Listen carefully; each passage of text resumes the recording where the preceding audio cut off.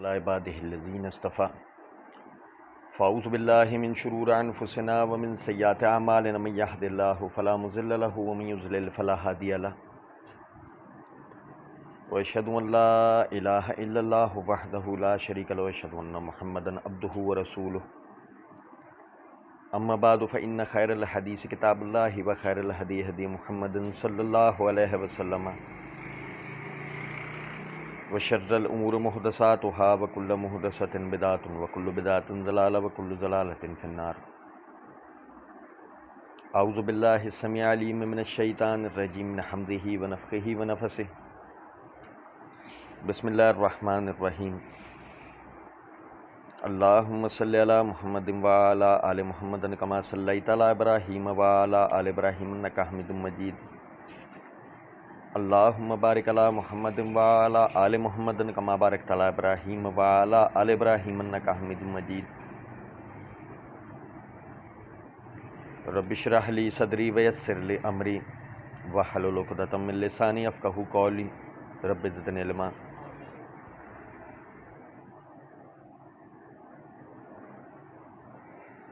اللہ رب العزت کے فضل و کرم سے مرزا انجینئر کے ریسرچ پیپر 5B واقعہ کربلا کا حقیقی پس منظر 72 صحیح الاسناد احادیث کی روشنی میں ہم اس کی حقیقت کو پڑھ رہے تھے. مرزا صاحب نے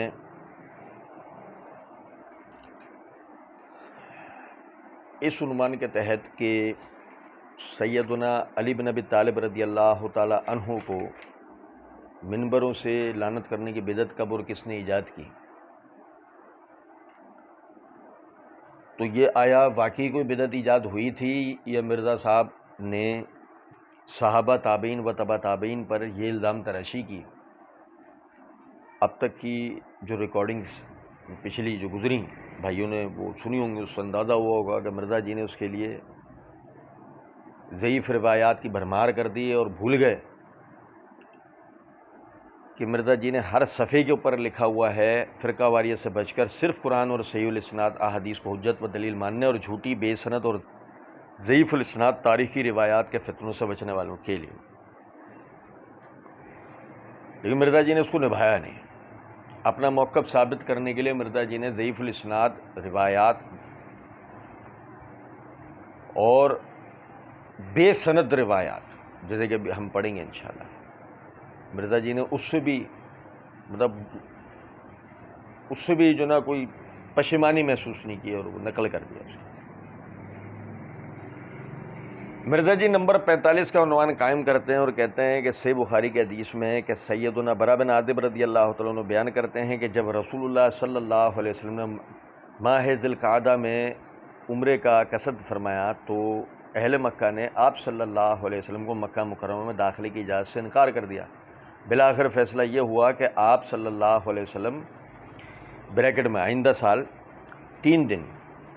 اس مکہ مکرمہ میں ٹھہر سکیں گے، اور معاہدے کی تحریر میں لکھا گیا کہ یہ وہ فیصلہ ہے جو محمد رسول اللہ صلی اللہ علیہ وسلم کے ساتھ طے پایا ہے. اس پر قریش مکہ بگڑ گئے اور کہا کہ ہم تو آپ صلی اللہ علیہ وسلم کو یعنی بریکٹ میں رسول اللہ صلی اللہ علیہ وسلم نہیں مانتے، کیونکہ اگر ہمیں یعنی بریکٹ میں یقینی علم ہو کہ آپ صلی اللہ علیہ وسلم نبی ہیں تو ہم آپ صلی اللہ علیہ وسلم کو مکہ مکرمہ میں داخلے سے کیوں روکتے ہیں. لہذا یہاں محمد بن عبداللہ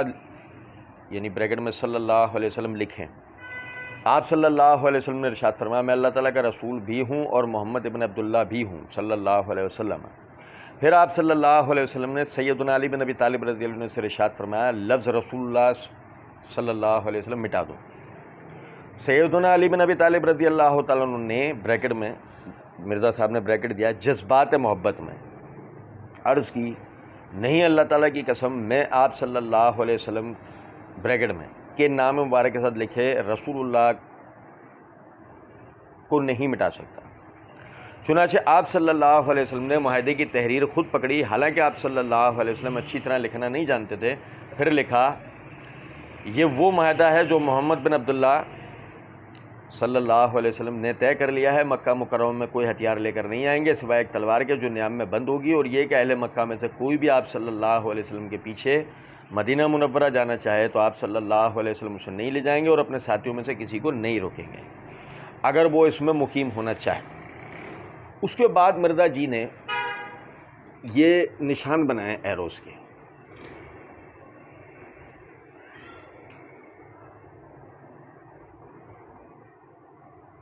اور آگے مرزا جی لکھتے ہیں چنانچہ رسول اللہ صلی اللہ علیہ وسلم نے سیدنا علی بن ابی طالب رضی اللہ تعالیٰ عنہ سے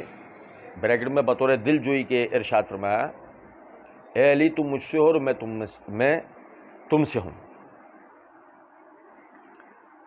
اب بظاہر مرزا جی نے آگے یہ بھی علامت دے دی ہے جو اس بات کی دلیل ہے کہ یہ روایت مکمل ہو گئی ہے۔ یہ علامت بھی دے دی ہے جہاں میں نے انگلی کا اشارہ دیا ہوا ہے کہ گویا روایت مکمل ہو گئی ہے۔ میں صرف ایک نقطہ آپ بھائیوں کو بتانا چاہ رہا ہوں تو سمجھیے گا۔ مرزا جی کہتے ہیں تفسیر قرآن لیکچر نمبر 312 سورہ حدید کی تفسیر کرتے ہوئے مرزا جی نے یہ بات کہی ہے، ہمارے اہل سنت میں بریلوی، دیوبندی، اہل حدیث تینوں کے علماء اور بزرگ 2 نمبری کرتے ہوئے آدھی حدیث بیان کرتے ہیں۔ تو مرزا جی نے وہاں یہ تاثر دیا تھا کہ اہل سنت بریلوی، دیوبندی یعنی کہ سارے علماء نے نا 2 نمبری کرتے ہوئے آدھی حدیث بیان کرنا، آدھی حدیث بیان کرنا 2 نمبری، اور سب کرتے ہیں، مرزا جی تو نہیں کرتے۔ اسی طریقے سے مرزا جی نے مسئلہ نمبر 157 کے اندر پارٹ 2 کے اندر یہ بات کہی، تو آدھی روایتیں کیوں پیش کرتے ہیں؟ تو پوری روایتیں بتائیں نا، آدھی روایتیں بیان کر کے تو اس قسم کا اپنا ڈھونگ رچانے کی کوشش کرتے ہیں۔ تو اس کا مطلب مرزا جی تو پوری روایت بیان کریں گے اور ڈھونگ نہیں بچائیں گے۔ اب مرزا جی نے اس کے لیے حدیث نمبر 4251 کا حوالہ دیا۔ اچھا دیکھیے گا، یہ میرے ہاتھ میں صحیح بخاری ہے، اس کی جلد نمبر 5 کا صفحہ نمبر 462 اور 463 ہے، اور کتاب المغازی ہے، باب اس پر امام بخاری نے قائم کیا، باب عمرۃ القضاء، عمرہ قضاء کا بیان، اس کے تحت حدیث نمبر 4251 جو مرزا جی نے بیان کری، یہاں تک کہ جہاں تک حدیث میں الفاظ ہیں کہ کوئی مکہ میں رہنا چاہے گا تو اسے نہ روکیں گے، صحیح۔ اب دیکھیں آگے بھی روایت ہے، روایت کے آگے کا حصہ بھی سنیں۔ پھر جب آئندہ سال آپ اس معاہدے کے مطابق مکہ میں داخل ہوئے اور 3 دن کی مدت پوری ہو گئی تو مکہ والے علی رضی اللہ عنہ کے پاس آئے اور کہا کہ اپنے ساتھی سے کہو کہ اب یہاں سے چلے جائیں کیونکہ مدت پوری ہو گئی ہے۔ جب نبی صلی اللہ علیہ وسلم مکے سے نکلے تو آپ کے پیچھے حمزہ رضی اللہ تعالیٰ عنہ کی بیٹی چچا چچا کہتی ہوئی آ گئیں۔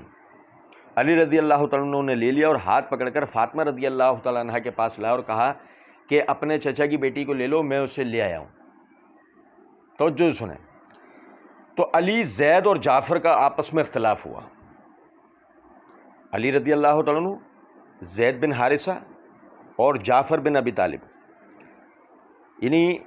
ان کا آپس میں اختلاف ہو گیا۔ علی رضی اللہ تعالیٰ عنہ نے کہا میں اسے اپنے ساتھ لایا ہوں، یہ میرے چچا کی لڑکی ہے۔ جعفر رضی اللہ عنہ نے کہا یہ میرے چچا کی لڑکی ہے اور اس کی خالہ میرے نکاح میں ہے۔ زید رضی اللہ تعالیٰ عنہ نے کہا یہ میرے بھائی کی لڑکی ہے، لیکن نبی صلی اللہ علیہ وسلم نے ان کی خالہ کے حق میں فیصلہ فرمایا، یعنی جعفر رضی اللہ عنہ کی بیوی کے حق میں فیصلہ فرمایا، خالہ ماں کے درجے میں ہوتی ہے، فرمایا کہ خالہ ماں کے درجے میں ہوتی ہے۔ اور علی رضی اللہ تعالیٰ عنہ نے فرمایا انت منی وانا منکا، تو مجھ سے اور میں تجھ سے، یعنی وہ جو مرزا جی نے آگے پر جملہ نقل کر دیا، پوری روایت بیچ میں سے چھوڑ دی اور یہ جملہ نقل کر دیا۔ اب آپ کے ذہن میں خیال آئے گا تو ہاں تو اس میں ایسی کیا بات تھی؟ نہیں، روایت ابھی باقی ہے، روایت یہاں مکمل نہیں ہوئی تھی۔ آگے نبی اکرم صلی اللہ علیہ وسلم نے جعفر رضی اللہ تعالیٰ عنہ سے فرمایا تم صورت و شکل اور عادات و اخلاق میں مجھ سے مشابہ ہو، یہاں جعفر رضی اللہ عنہ کی فضیلت تھی۔ اور اس سے آگے سنیں، نبی اکرم صلی اللہ علیہ وسلم نے زید رضی اللہ تعالیٰ عنہ سے فرمایا انت اخونا و مولانا، انت اخونا و مولانا،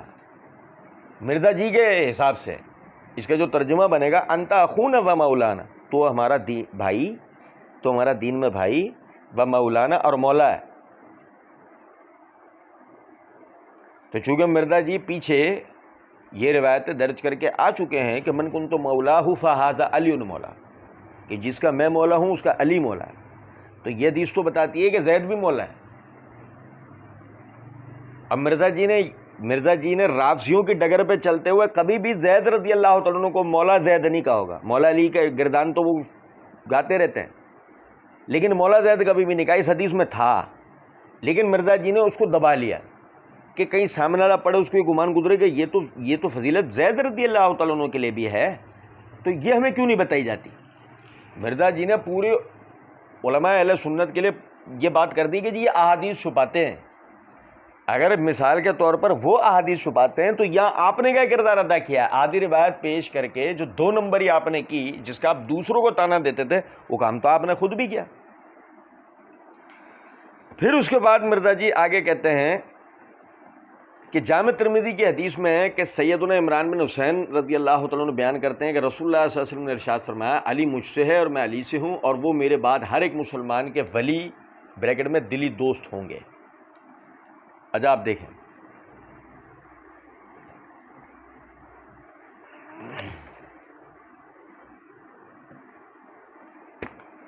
یہ میرے ہاتھ میں جامع ترمذی درسی نسخہ ہے، اس کے حصہ 2 کے صفحہ نمبر 212 پہ کہ ابواب المناقب کے اندر باب مناقب علی بن ابی طالب رضی اللہ تعالی عنہ کے اندر یہ سب سے پہلی حدیث ہے تو مرزا جی نے جو یہاں نقل کی ہے۔ میں اس کو پڑھنے سے پہلے ایک نقطے کی طرف آپ کو توجہ دلاؤں، جب ہم نے صحیح بخاری کی وہ حدیث درج کر دی تھی، سنیں، کہ جس میں نبی صلی اللہ علیہ وسلم نے فرمایا انت منی وانا منکا، تو مجھ سے ہے اور میں تو اس سے ہوں، جب اتنی یعنی کہ صحیح حدیث سے یہ اتنی اچھی بات جب ثابت ہو گئی تھی تو اس کے بعد مرزا جی کو کوئی ضعیف روایت نقل کرنے کی ضرورت تھی؟ میں آپ کو بتاؤں، اصل مسئلہ یہ بھی روایت مرزا جی نے پوری نقل نہیں کی۔ اگر یہ روایت پوری نقل کریں تو باقاعدہ اس کے اندر یہ الفاظ ہیں کہ عمران بن حسین رضی اللہ تعالیٰ عنہ کہتے ہیں کہ نبی اکرم صلی اللہ علیہ وسلم نے علی رضی اللہ تعالیٰ عنہ کو ایک یعنی لشکر کی کمانڈنگ میں ان کو بھیجا۔ اب لشکر کی کمانڈنگ کے اندر یعنی کہ جانے کے بعد وہاں پر کچھ معاملہ ایسا پیش آیا کہ جو لوگ تھے وہ علی رضی اللہ تعالیٰ عنہ سے کسی بات پر ناراض ہوئے، جس پر نبی اکرم صلی اللہ اور علی رضی اللہ عنہ کی شکایت کی، جس پر نبی اکرم صلی اللہ علیہ وسلم غضبناک ہوئے اور وہ آپ کے چہرے سے نظر آتا تھا، اور آپ نے فرمایا ما تریدون من علی ما تریدون من علی ما تریدون من علی، تم مجھ سے علی کے معاملے میں کیا چاہتے ہو، تم مجھ سے علی کے معاملے میں کیا چاہتے ہو، تم مجھ سے علی کے معاملے میں کیا چاہتے ہو۔ پھر یہ الفاظ ہیں ان علی منی وانا منہ وہو ولی کل مومن من بعدی، کہ وہ میرے بعد تمام مومنین کا ولی ہے۔ اب سمجھیں ذرا اس بات کو کہ ہونا یہ چاہیے کہ چونکہ مرزا جی تو ڈکٹیشن پر چلتے ہیں، مرزا جی کو جو راضیوں نے پٹی پڑھائی انہوں نے پڑھ کے سنا دی، مرزا جی کو سننے والے جو سلیم الفطرت لوگ ہیں وہ اس بات کو سمجھیں کہ اس حدیث کا یہ جو جملہ ہے نا، یہ اس طرف توجہ دلاتا ہے کہ اس کی تحقیق ضروری ہے کہ صحابہ کا علی رضی اللہ تعالیٰ عنہ سے اس درجے کا اختلاف ہوا کہ انہوں نے نبی اکرم صلی اللہ علیہ وسلم سے آ کے علی رضی اللہ عنہ کی شکایت کی، اس پہ آپ صلی اللہ علیہ وسلم غضبناک ہو گئے۔ یہ کوئی چھوٹی بات ہے؟ یہ ایسی بات ہے جس کی تحقیق انتہائی ضروری ہے۔ اور پھر اللہ رب العزت نے فرمایا النبی اولی بالمؤمنین من انفسہم وازواجہ امہاتہم، نبی مومنین پر سورہ احزاب کے اندر فرمایا نبی مومنین پر ان کی جان سے حق رکھتا ہے، نبی مومنین کا ولی ہے۔ کوئی کہے کہ یہ جو ولایت ہے یہ بامعنی خلافت ہے، اگر وہی ہمارے والوں کو ہم سمجھانے کے لیے بات بولیں گے کہ اگر ایسا ہی ہے کہ بامعنی خلافت ہے تو پھر تو اس کے معنی یہ ہوا ہے کہ ابو بکر خلیفہ نہیں ہے، عمر عثمان نہیں، کہ وہ ولی کل مومن من بعدی، میرے بعد تمام مومنین کا ولی پھر علی ہے۔ یہی وجہ ہے کہ مرزا جی کو بھی بریکٹ دینا پڑا، دلی دوست معنی کرنے پڑے، کہ مرزا جی بھی جانتے تھے کہ یہ مسئلہ ہے۔ اب دیکھیں غور طلب نقطہ ہے کہ امام ترمذی رحمۃ اللہ علیہ نے آگے فرمایا ھذا حدیث غریب لا نعرف الا من حدیث جعفر بن سلیمان، یہ حدیث غریب ہے، ہم اس کو جعفر بن سلیمان کی سند کے علاوہ نہیں جانتے۔ جعفر بن سلیمان الزبئی، اس کے بارے میں آپ بھائیوں کے سامنے ایک گزارش رکھ دوں۔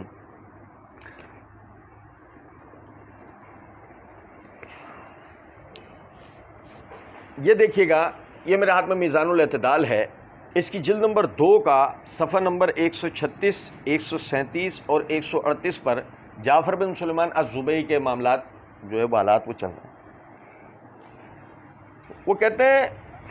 امام یحییٰ بن معین رحمۃ اللہ علیہ نے فرمایا کانا یحییٰ بن سعید لا یکتب حدیثہ ویستضعفہ، کہ امام یحییٰ بن معین کہتے ہیں یحییٰ بن سعید القطان رحمۃ اللہ علیہ اس کی حدیث نہیں لکھتے تھے اور اس کی تضعیف کرتے تھے۔ امام ابن سعد کہتے ہیں ثقہ فی ضعف وکانہ یتشیع کہ سکہ ہیں ان میں کمزوری تھی، یعنی کہ حدیث کے حوالے سے کچھ کمزوری تھی، اور ان میں شیعت تھی. ان میں کیا تھی؟ احمد بن مقدام کہتے ہیں کہ ہم یزید بن زرعی کی مجلس میں تھے کہ وہاں جعفر بن سلیمان یعنی کہ وہاں ایسا آنے والا ایک آیا جو جعفر بن سلیمان اور عبد الوارث کی طرف سے تھا. تو آپ نے فرمایا، یعنی آپ نے فرمایا کہ جو جعفر بن سلیمان یا عبد الوارث کی طرف سے آیا فلا یقربونی، وہ میرے قریب نہ آئے. کیوں؟ وکان عبد الوارث ینسب الی الاعتزال، کہ عبد الوارث جو ہے وہ معتزلہ میں سے تھے، وہ جعفر ینسب الی الربز، اور جعفر بن سلیمان جو ہے وہ رابضیوں میں سے تھے. اچھا، یعنی سہل بن ابی خدویہ جو ہے وہ کہتے ہیں کہ جعفر بن سلیمان سے ہم نے پوچھا کہ ہمیں یہ بات پہنچی کہ تو ابو بکر و عمر رضی اللہ تعالیٰ عنہما کو برا بھلا کہتا ہے. فقالا، اس نے کہا جہاں تک برا بھلا کہنے کی بات ہے تو میں برا بھلا نہیں کہتا، اور لیکن میں جس سے چاہتا ہوں اس سے بغض رکھتا ہوں.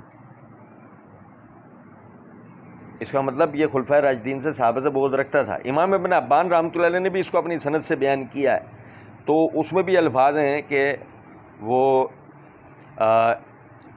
جریر بن یزید بن ہارون جو نا وہ اپنے والد یزید بن ہارون سے وہ روایت کرتے ہیں کہ ہمیں یہ بات پہنچی ہے کہ تو ابو بکر عمر کو برا بھلا کہتا ہے. تو کہا کہ جہاں تک برا بھلا کہنے کی بات ہے تو ایسا نہیں ہے، میں نہیں کہتا، لیکن میں جس سے چاہتا ہوں نفرت کرتا ہوں، یعنی ان میں سے جس سے چاہتا ہوں نفرت کرتا ہوں. آگے کہتے ہیں فَإِذَا هُوَ الرَّابِضُ مِثْلُ الْحِمَارِ، تب پس جو رابضی ہے وہ گدھے کی مثال ہوتا ہے. پس جو رابضی ہے وہ گدھے کی مثال ہوتا ہے. امام بخاری نے اس کو کتاب الضعفاء میں ذکر کیا، اور آگے وہ کہتے ہیں یخالف فی بعض و حدیث ہو، بعض حدیثوں میں اس کی مخالفت، اس کی بیان کردہ بعض حدیثوں میں اس کی مخالفت کی گئی. محمد بن احمد مقدمی وہ کہتے ہیں کہ ہم نے امام عبد الرزاق کو پایا جو کہتے ہیں کہ جعفر میں اور کوئی فساد نہیں تھا سوائے تشیع کے، یعنی شیعت کے. اور آگے امام ذہبی رحمۃ اللہ علیہ جو ہے وہ ایک اعتراض کا جو جعفر بن سلیمان الزبیعی پہ ایک اعتراض ہوا ہے کہ جس کی کوئی حقیقت نہیں ہے، اس کا جواب دیتے ہوئے وہ کہتے ہیں کہ جعفر سے مناقب شیخین کی روایتیں بھی ثابت ہیں، وہ فی نفس ہی صدوق راوی ہے، سوائے اس کے بعض ایسی روایتیں یعنی ان کی آگے وہ گنوائی بھی ہیں کہ جو منکر ہیں، جن میں وہ منفرد ہیں، اور اس سے دلیل پکڑنے میں محدثین نے اختلاف کیا ہے. پھر آگے صفحہ نمبر 138 پر امام ذہبی نے اس کی منکر روایتوں میں یہی ترمذی والی روایت جو ہے جو مرزا جی نے بھی نقل کی ہے، اس کو نقل کیا، اور آگے کہتے ہیں کہ امام ابن عدی کے حوالے سے کہ اس کو امام نسائی نے اپنی صحیح کے اندر ذکر کیا ہے. اچھا، جبکہ بات صرف امام ابن عدی نے یہ نہیں کہی. یہ دیکھیں، یہ میرے ہاتھ میں الکامل فی ضعفاء الرجال ہے، یہ امام ابن عدی کی، اس کی جلد نمبر 2 کے صفحہ نمبر 381 کے اوپر انہوں نے جعفر بن سلیمان کے حالات لکھتے ہوئے اس کی منکرات میں یہی روایت سنن ترمذی علی درج کی، اور آگے کہتے ہیں کہ اور اس کو امام نسائی اپنی صحیح میں لے کر آئے، ولم یدخلہ البخاری، امام بخاری نہیں لے کر آئے. یعنی جس سے بتانے کا مقصد یہ تھا کہ امام بخاری، امام مسلم وغیرہ نے جعفر بن سلیمان الزبیعی کی روایات لیں،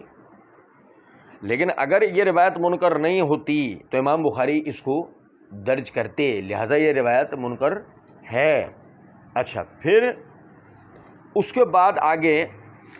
مرزا جی کہتے ہیں کہ جامع ترمذی کی حدیث میں ہے کہ سیدنا انس بن مالک رضی اللہ تعالیٰ عنہ بیان کرتے ہیں کہ رسول اللہ صلی اللہ علیہ وسلم کے پاس ایک بھنا ہوا پرندہ تھا. آپ صلی اللہ علیہ وسلم نے دعا کی، اے اللہ تعالیٰ اپنی مخلوق میں سے سب سے محبوب ترین شخص کو میرے پاس بھیج جو میرے ساتھ اس پرندے کو کھائے. پس بریکٹ میں دعا قبول ہوئی، اور اس وقت ہی سیدنا مولا علی رضی اللہ تعالیٰ عنہ رسول اللہ صلی اللہ علیہ وسلم کی خدمت میں حاضر ہوئے اور رسول اللہ صلی اللہ علیہ وسلم کے ساتھ وہ پرندہ تناول فرمایا. اچھا دیکھیے گا، یہ میرے ہاتھ میں جامع ترمذی ہے، اس کے حصہ 2 کے ابواب المناقب میں باب مناقب علی بن ابی طالب میں صفحہ 213 پہ اس سند کے ساتھ یہ روایت ہے، حدثنا سفیان بن وکیع حدثنا عبید اللہ بن موسیٰ عن عیسیٰ بن عمر عن سدی عن انس بن مالک رضی اللہ تعالی عنہ. یہ اس کی پوری سند ہے. اب ذرا دیکھیے گا یہ میرے ہاتھ میں میزان الاعتدال ہے، اس کی جلد نمبر 1 کا صفحہ نمبر 395 اور 396 کے اوپر اس حوالے سے بات کی گئی ہے۔ وہ کہتے ہیں کہ اسماعیل بن عبد الرحمن بن ابی کریمہ السدی، امام ابن معین نے کہا فی حدیث ضعف، اس کے حدیث میں کمزوری ہوتی ہے۔ امام ابو حاتم نے کہا لا یحتج بہ، اس سے دلیل نہیں لی جا سکتی۔ امام عبد الرحمن بن مہدی نے بھی اس کو ضعیف قرار دیا، اور امام ذہبی رحمۃ اللہ علیہ کہتے ہیں وَرُمِّیَ السُّدِّی بِالتَّشَیُّع، سدی پر شیعت کا الزام ہے، اور جوزجانی نے باواسطہ لیث یہ روایت بیان کی ہے، یعنی باواسطہ معتمر باواسطہ لیث یہ روایت بیان کی ہے۔ کانا بالکوفۃ کذابان، کوفے میں 2 جھوٹے ہیں، فمات احدہما، ان میں سے ایک مر چکا ہے۔ وہ 2 جھوٹے کون تھے؟ السدی والکلبی، یعنی کہ یہ اسماعیل بن ابی کریمہ السدی اور محمد بن صاحب الکلبی۔ وکالہ حسین بن وافد المروزی، اور حسین بن وافد مروزی کہتے ہیں کہ میں نے سدی سے سنا کہ ابھی میں اس کے پاس سے کھڑا بھی نہیں ہوا تھا، یہاں تک کہ اس نے ابو بکر و عمر رضی اللہ تعالیٰ عنہ کو برا بھلا کہنا شروع کیا، اس کے بعد میں کبھی اس کے پاس نہیں گیا۔ یعنی کہ یہ شخص رافضی تھا، ٹھیک ہے۔ اور آپ دیکھیں اس سے بیان کرنے والا، یعنی دوسرا راوی عیسیٰ بن عمر ہے، اور عیسیٰ بن عمر سے بیان کرنے والا عبید اللہ بن موسیٰ ہے۔ یہ میرے ہاتھ میں تہذیب التہذیب ہے، اس کی جلد نمبر 5 کا صفحہ نمبر 413 کے اوپر وہ اس کے بارے میں لکھتے ہیں وَكَانَ يَتَشَيُّعُ،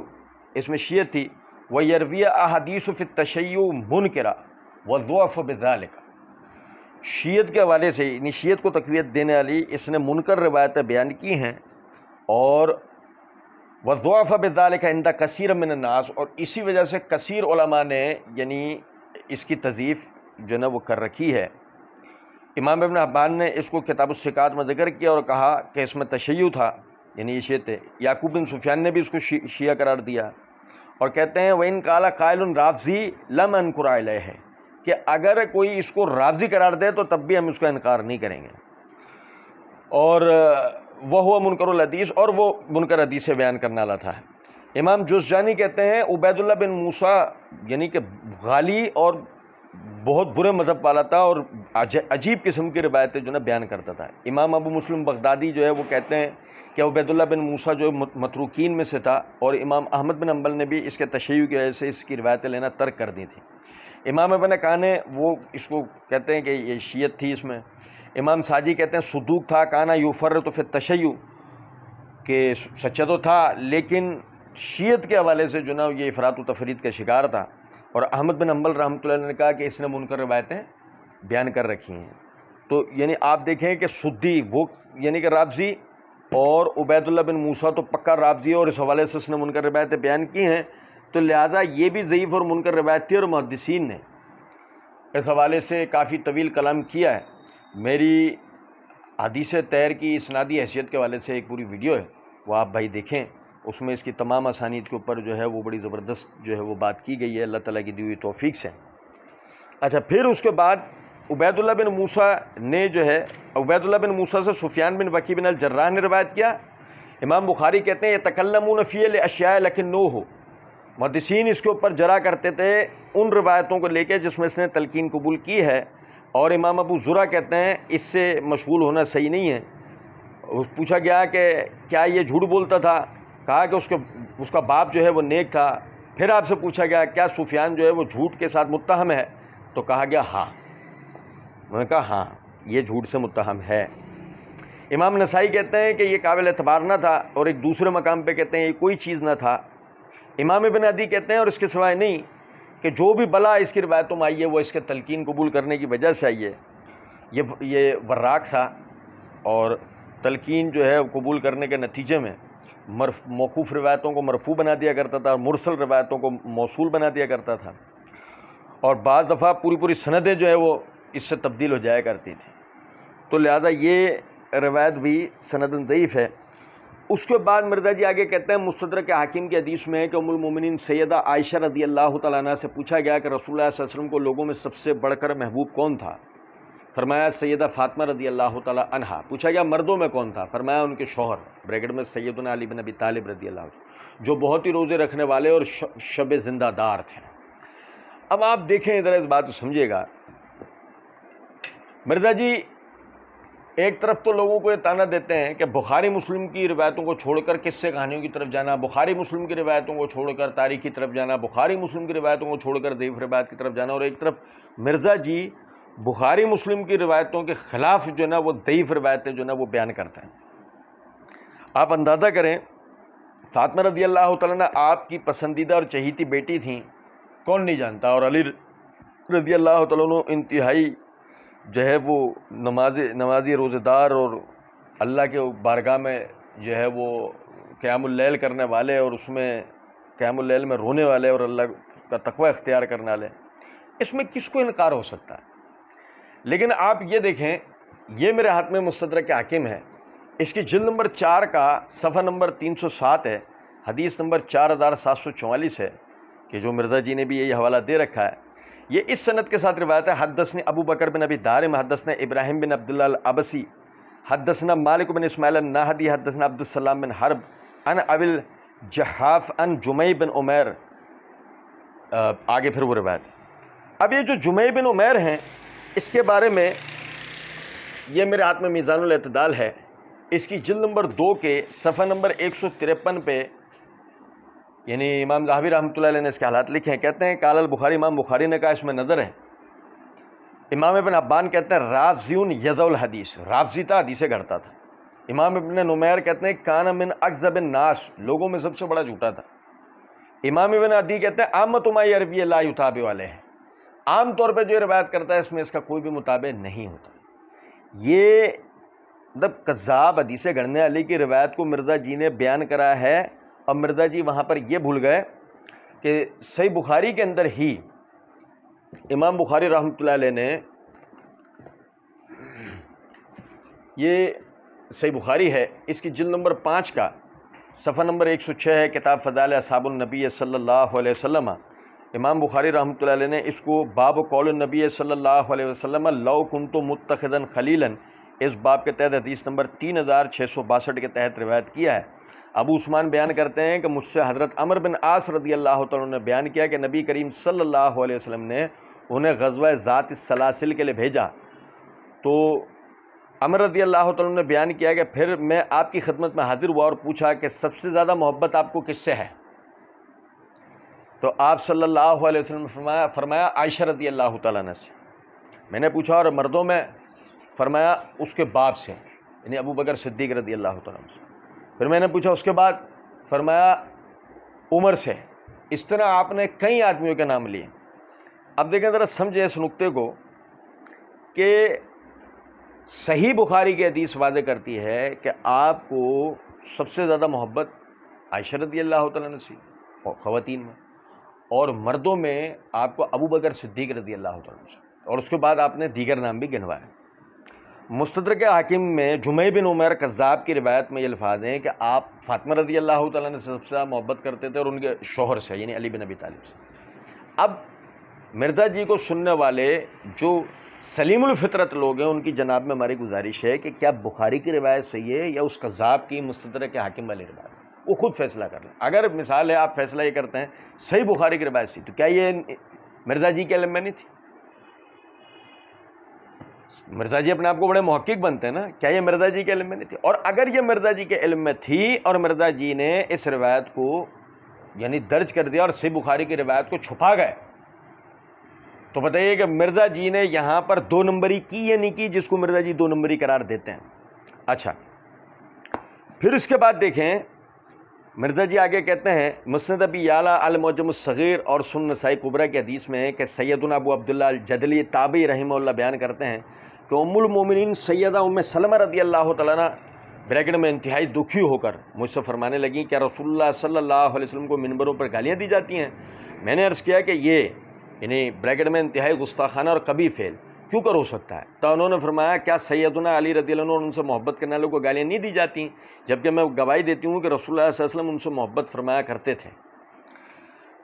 اب بریکٹ میں مرزا جی آگے لکھتے ہیں کہ یعنی سیدنا علی بن ابی طالب رضی اللہ عنہ کو منبروں پہ گالیاں دینا حقیقت میں تو رسول اللہ صلی اللہ علیہ وسلم پہ گالیاں بکنے کے ہی مترادف ہے، بریکٹ میں نعوذ باللہ من ذالک۔ مرزا جی نے اس کے لیے معجم الصغیر امام طبرانی کی، سنن نسائی کبریٰ اور مسند ابی اعلیٰ کا مرزا جی نے حوالہ نہیں دیا لیکن اوپر لکھ دیا، ہاں مسند ابی اعلیٰ کا بھی حوالہ ہے، مسند ابی اعلیٰ، معجم الصغیر اور سنن کبریٰ امام نسائی کی۔ اچھا دیکھیں، پہلا تو نقطہ بڑا غور طلب ہے نا، یہ میرے ہاتھ میں مسند ابی اعلیٰ ہے، اس کی یہ صفحہ نمبر 1258 پر مسند ام سلمہ زوج النبی صلی اللہ علیہ وسلم کے تحت حدیث نمبر 7007 ہے۔ یہ سند کے ساتھ ہے حدثنا ابو خیثمہ حدثنا عبید اللہ بن موسیٰ حدثنا عیسیٰ بن عبد الرحمن البجلی عن السدی عن ابی عبداللہ الجدلی، یعنی اس روایت کو جو مرزا جی نے نقل کیا سید اور لکھا بھی سیدنا ابو عبداللہ جدلی تابعی رحمہ اللہ بیان کرتے ہیں، ان سے بیان کرنے والا سدی ہے، ٹھیک۔ اچھا پھر اس کے بعد دیکھیے گا،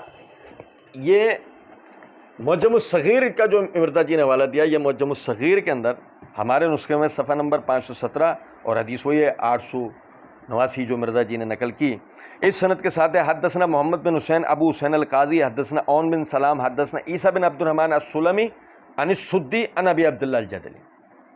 یعنی کہ جو مسند ابی اعلیٰ ہے اور جو معجم الصغیر ہے، دونوں کی سند کا منتہا آ کر ہوتا ہے سدی کے اوپر، ٹھیک۔ اچھا پھر ذرا یہ دیکھیے گا، یہ امام نسائی کی سنن کبریٰ جو مرزا جی نے حوالہ دیا، اس کی جلد نمبر 5 کا صفحہ نمبر 133 ہے، کتاب الخصائص ہے، باب قول النبی صلی اللہ علیہ وسلم من سب علی فقط سبنی، اس کے تحت حدیث نمبر جو مرزا جی نے بھی درج کیا حدیث نمبر 8486۔ اس سند کے ساتھ ہے اخبرنا عباس بن محمد قال حدثنا یحییٰ بن ابی بکیر قال حدثنا اسرائیل عن ابی اسحاق عن ابی عبداللہ الجدلی، یعنی یہاں ابو اسحاق واسطہ ابو عبداللہ الجدلی اس کو بیان کرتے ہیں۔ اچھا یہ میرے ہاتھ میں الفتح المبین فی تحقیق طبقات المدلسین ہے، یعنی کہ حافظ ابن حجر رحمۃ اللہ علیہ کی طبقات المدلسین کے اوپر شیخ زبیر علی زئی رحمہ اللہ کی تحقیق، ٹھیک ہے۔ اس کے صفحہ نمبر 58 پہ عمر بن عبداللہ السبئی الکوفی، جو یعنی کہ ابو اسحاق کا یہ پورا نام ہے عمر بن عبداللہ السبئی، وہ کہتے ہیں مشہور بالتدلیس، تدلیس کے ساتھ مشہور تھے، اور اس کی تحقیق میں نیچے شیخ زبیر نے حاشیے میں لکھا سکا مقصر عابد اختلط بآخرہ، یعنی تقریب حافظ ابن حجر کی تقریب کے حوالے سے کہ سکا تھے، یعنی کثرت سے روایتیں بیان کرنے والے تھے، عبادت گزار تھے، مگر آخری عمر میں حافظہ متغیر ہو گیا تھا، مدلس بھی تھے اور اختلاط کا بھی شکار ہوئے، روایت صیغہ ان سے ہے،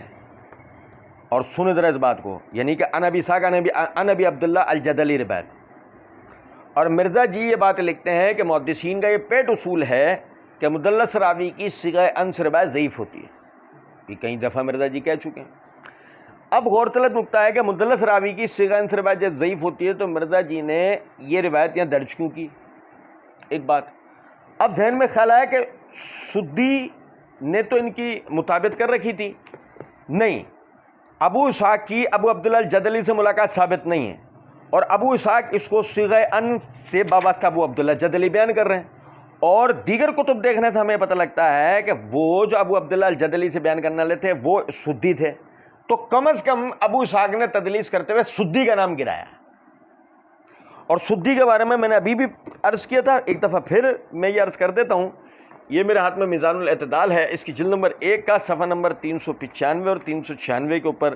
امام ابن معین، امام ابو حاتم، امام مہدی وغیرہ محدثین اس کو ضعیف قرار دیتے ہیں اور اس کی روایت سے دلیل پکڑنے کو جائز نہیں سمجھتے،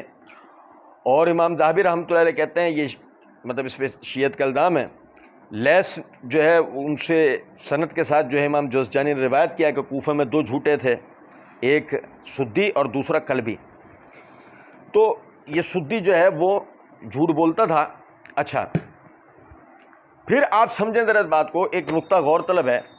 مرزا جی نے اس حدیث کو جس عنوان کے تحت درج کیا وہ یہ کہ بنو امیہ، اور مرزا جی نے آگے یہ جلال الدین سیوطی کی تاریخ الخلفاء کے حوالے سے لکھا بھی ہے کہ بنو امیہ اپنے خطبات میں ایسا کرتے تھے، تو یہ مرزا جی نے یہ بنو امیہ کے کھاتے میں ڈالنے کی کوشش کی تھی کہ یہ کام بنو امیہ نے شروع کروایا، وہ تو ہم انشاءاللہ جب یہ اس کا وقت آئے گا تو ہم اس کو انشاءاللہ پڑھیں گے۔ ابھی صرف نقطہ غور طلب یہ ہے، اگر یہ روایت صحیح ہے تو یہ کام کون کرتا تھا یہ ہمیں ابھی پتہ لگ جائے گا۔ یہ میرے ہاتھ میں معجم الاوسط ہے، اس کی جلد نمبر 1 کا صفحہ نمبر 110 111 ہے، حدیث نمبر 344 ہے۔ حدثنا احمد بن رشدین قال حدثنا یوسف بن عدی الکوفی قال حدثنا عمر بن ابی المقدام عن یزید بن ابی زیاد عن عبد الرحمن ابن اخی زید بن ارقم قال دخلت علی ام سلمہ ام المؤمنین فقالت من این انتم۔ سنیے ذرا بات، یعنی کہ اگر وہ روایت صحیح ہے تو پھر اس کو قبول کرو کہ عبد الرحمن جو کہ زید بن ارقم کے بھتیجے ہیں، وہ کہتے ہیں کہ میں ام سلمہ ام المؤمنین کے پاس آیا تو انہوں نے مجھ سے پوچھا من این انتم، تو کہاں سے آیا؟ فقلت من اہل الکوفہ، میں اہل کوفہ میں سے۔ تو کن میں سے؟ میں اہل کوفہ میں سے۔ میں کن میں سے ہوں؟ میں اہل کوفہ میں سے ہوں۔ فقالت، ام سلمہ کہنے لگیں انتم الذین تشتمون النبی صلی اللہ علیہ وسلم۔ مرزا جی کا کیا ہوا ترجمہ کہ تم لوگ ہو جو نبی صلی اللہ علیہ وسلم کو نعوذ باللہ من ذالک گالیاں دیتے ہو۔ قلت ما علمنا احدا یشتم النبی صلی اللہ علیہ وسلم، میں تو کسی کو نہیں جانتا جو نبی صلی اللہ علیہ وسلم کو گالیاں دیتا ہو، نعوذ باللہ۔ قالت بلا، ام المومنین کہنے لگیں کہ کیوں نہیں، الیس تلعنون علی، کیا تم علی پہ لعنت نہیں کرتے؟ نعوذ باللہ۔ وتلعنون من یحبہ، کہ جو ہے وہ، اور تم علی کو محبت کرنے والوں پہ لعنت نہیں کرتے۔ وکان رسول اللہ صلی اللہ علیہ وسلم یحبہ، اور علی رضی اللہ تعالیٰ عنہ علی سے رسول اللہ صلی اللہ علیہ وسلم علی سے محبت کرتے تھے۔ تو اگر یہ روایت صحیح ہے تو یہ گالیاں دینا اور یہ لعنت کرنا، مرزا جی کا یہ کیا ہوا ترجمہ، یہ گالیاں دینا لعنتیں کرنے کا کام اہل کوفہ کرتے تھے، بنو امیہ نہیں، اہل کوفہ۔ اور اہل کوفہ رافضیت اور خوارج کا گڑھ تھا، تو یہ کام رافضی یا خارجی تو کرتے ہوں گے، بنو امیہ سے ثابت نہیں ہوتا۔ پھر اس کے بعد تفصیل ہے، بقیہ انشاءاللہ اگلی ریکارڈنگ میں پڑھیں گے۔ وما علینا الا البلاغ۔